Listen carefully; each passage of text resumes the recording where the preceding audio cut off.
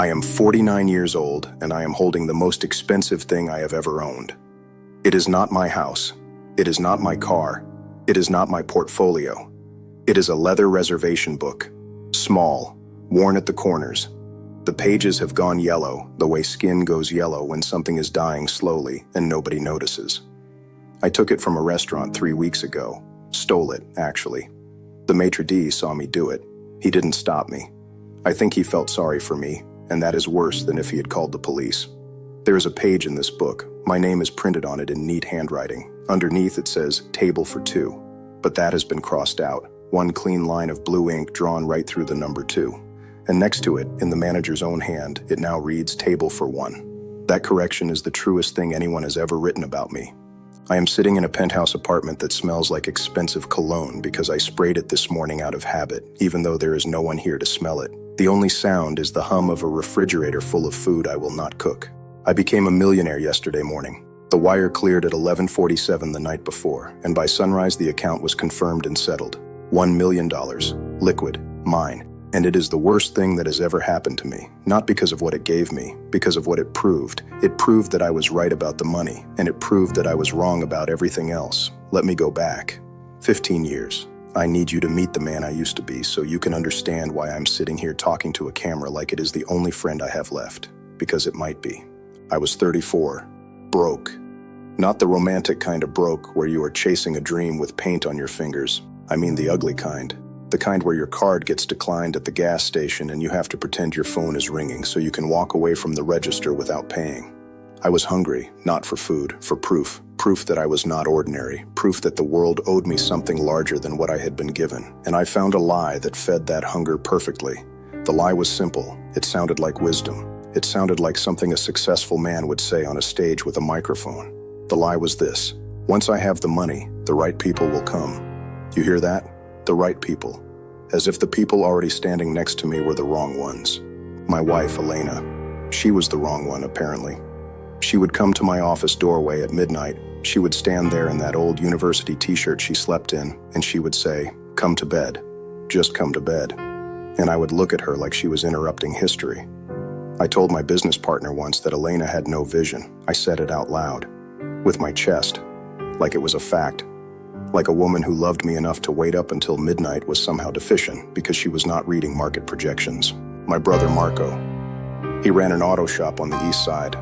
Good shop. Honest work. Customers loved him. His hands were always black with grease, and he smiled more in a single afternoon than I have smiled in the last 5 years combined. I called him a small thinker, to his face, at Thanksgiving, in front of our mother. I told him he was settling for a life that did not matter. He put down his fork and did not say a word, and I mistook his silence for agreement. It was not agreement. It was a man deciding that his brother was no longer someone worth arguing with. My college friends, Dave and Chris and Paul, they had a standing Sunday football tradition. Wings, beer, yelling at the television. They invited me every single week for 3 years. Every single week. I said no. I said I was busy. I was building something. Eventually, the invitation stopped. I remember the exact Sunday they stopped because I felt relief. Relief. I thought their absence meant I was finally free from mediocrity. I was not free. I was performing surgery on my own life with a machete, cutting away every living connection and calling it strategy. The voicemails piled up. I did not return them. Birthday invitations arrived. I threw them away. Elena filed for divorce on a Tuesday. I signed the papers on a Wednesday. I did not ask her to stay. I did not even look up from my desk. And the doors closed, one by one by one. Not with anger. Worse, with quiet. The soft click of people who finally understood that you meant it when you chose the money over them. Now let me tell you about the night I hit $1 million, because you need to feel every second of it the way I felt it. It was a Thursday, late. My home office sits at the end of a long hallway in my apartment, and the only light was the blue glow of my monitor. I had been refreshing the screen for 2 hours. The transfer was processing. I sat in a $400 ergonomic chair, surrounded by bare walls with framed motivational quotes I had bought online.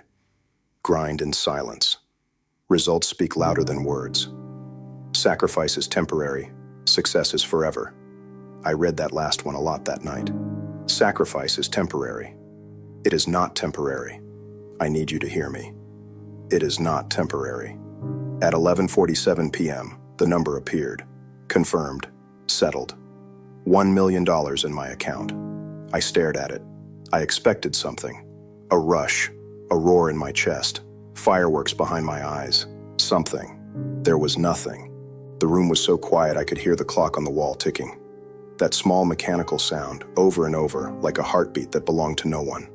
I leaned back in my chair. I put my hands on the armrests, and I reached for my phone. I was going to call someone. That is what you do, right? You hit the milestone, and you call someone, and they scream, and they cry, and they say, "I always believed in you." And for one perfect moment, you are not alone with your achievement. You are sharing it, and the sharing is the thing. The sharing is the whole thing. I opened my contacts. I scrolled to Elena. The number had been disconnected for 2 years. 2 years, and I had never deleted it because deleting it would mean admitting she was gone. I scrolled to Marco. Our last text exchange was 18 months old. I had sent him a message about refinancing a property. He never replied. I scrolled past Dave, Chris, Paul. I could not remember the last time any of those threads had a message in them. I put the phone down. Then I picked it up and called the restaurant, the one where I had been holding a reservation for 3 years, table for 2. I had booked it when I was still climbing, back when I told myself that when I finally made it, I would bring someone special to that table. I kept rebooking it, month after month, year after year. The maitre d' knew my name. He knew the reservation. He always confirmed it with this gentle, professional voice, as if he believed someone would eventually sit across from me. That next morning, I put on a suit. A nice one, Italian. I drove to the restaurant. The maitre d' greeted me at the door. He walked me to a window table, white linen, 2 place settings, crystal glasses, a small candle between them. The morning sun was coming through the glass, and it lit up the empty chair across from me like a spotlight on a stage where no actor would ever appear. I sat down. I put my phone on the plate across from me, screen dark. I stared at it. My own face reflected back in that black glass, small and distorted. That was my dinner companion. A dark reflection of a man who had everything and no one. Around me, I could hear other tables, silverware on porcelain, a woman laughing at something her husband said, 2 friends clinking glasses, a child asking for more bread. The smell of that bread reached me. Fresh, warm, the kind of smell that is supposed to make you feel alive.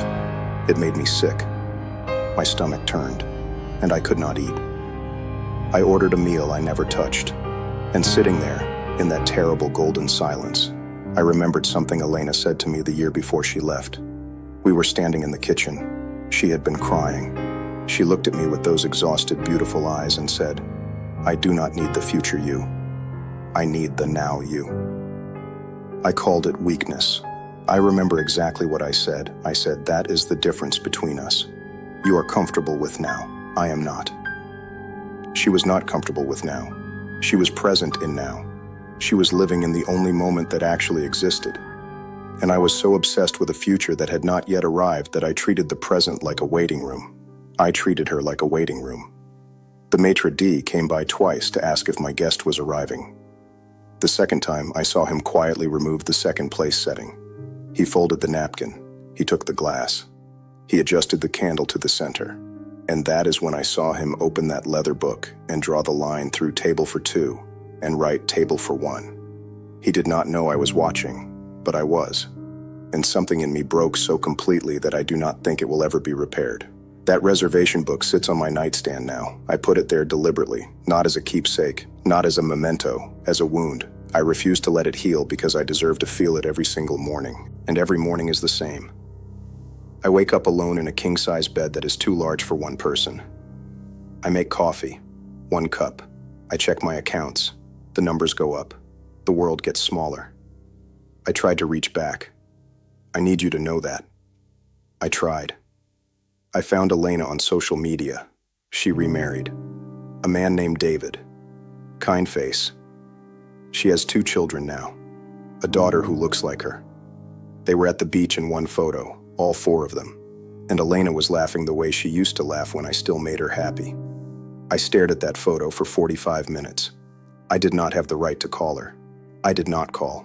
Marco's shop expanded. He has 3 locations now. He did it without me, without my money, without my vision.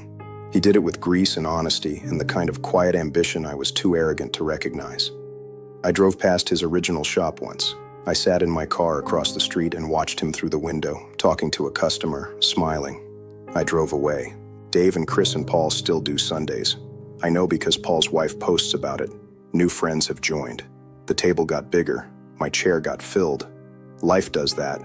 It fills the space you leave behind. It does not wait for you to come back. I run my thumb across that reservation book every night before I sleep. I can feel the groove where the pen pressed into the page, the indentation of the crossed out "to." It is a headstone. That is what it is. A headstone for every relationship I buried in the name of becoming a millionaire. My penthouse is so quiet at night that the silence has a sound. It rings. A high, thin frequency, like a dog whistle meant only for men who destroyed everything soft in their lives and have nothing left to absorb the echo. Now I'm going to talk to you. Not around you. Not at you. To you. You are watching this, and you are thinking it will not be you. You are thinking, I would never do that. I would never push people away like that. Or worse, you are watching this and thinking, yes, but he made mistakes I would not make. I will grind hard and keep my people. No, you will not. Not the way you are going. Because the grind does not ask for your permission. It does not send a calendar invite before it takes your marriage. It does not warn you before your brother stops calling. It just takes and takes and takes. And by the time you look up from the screen, the chairs around your table are empty. That person who called you last week and you did not answer. Call them back. Tonight. Not tomorrow. Tonight. Tomorrow is the lie I told myself for 15 years. That dinner you skipped because you had work to do? The work will be there Monday. The person might not. That friend, that brother, that wife, that mother who is asking for nothing except your presence. They are not pulling you down. They are the only rope connected to something real, and you are cutting it with both hands and calling it ambition. Stop it.